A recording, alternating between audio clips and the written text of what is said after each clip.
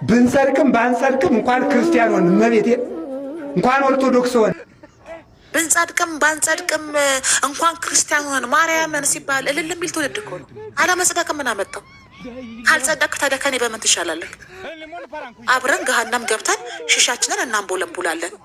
የስትሮበሪ ይሁንልህ፣ የናና ይሁንልህ፣ የፓይናፕል እየተባባልን ታዲያ እርግጠኛ ባልሆንከው ጸድቀህ ላይ ምን ያመጻድቅሃል ብሮ? ሙስሊሞች እኮ በጀነት እንደሚገኙ ሁሌ ጥሪ የሚያደርጉት እኮ ስለ እርግጠኛ ስለሆኑ ነው። ወንጌል አማኞች ድነሃል ስትል አዎ ድኛለሁ፣ በክርስቶስ የዳንኩ አዲስ ፍጥረት ነኝ፣ ሴት የለ ወንድ የለ ብለው ገላትያን ይጠቅስልሃል። ብንጸድቅም ባንጸድቅም እንኳን ክርስቲያኖንን ማርያምን ስትባል ቪዲዮ የምትሰራው ቫይራል የምታወጣው አለመጽደቅህ ጥቅሙ ምንድን ነው? ፓርቲ ነው እንዴ? እኔ አልገባኝም። ክርስትና ፓርቲ ነው እንዴ? ቀይ ሽብርና ነጭ ሽብር ነው እንዴ እናንተ አባልነት? አልገባንም።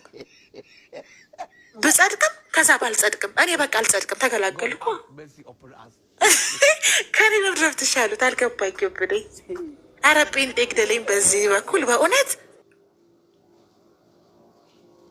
ነውር እኮ ነው። ስህተት መቼ ነው ስህተት ነው ብላችሁ የምታርሙት? ይሄ እኮ መስቀል ላይ የዋለው የማርያም ስጋ ነው ከማለት እኮ የከፋ ንግግር እኮ ነው። ኢየሱስ የዓለም ቤዛ አይደለም ብሎ ከመከራከር የከፋ ንግግር እኮ ነው የተናገራችሁት። ግን እናንተ ስትናገሩት ልክ ነው።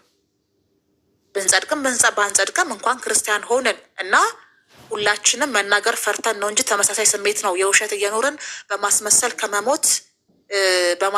ከመኖር መሞት ክብር ነው፣ ይደክማል ብሎ እንደነ የዘልደታ አይነት አልቃሻ ወንዶች የብንጸድቅም ባንጸድቅም አባል ናቸው።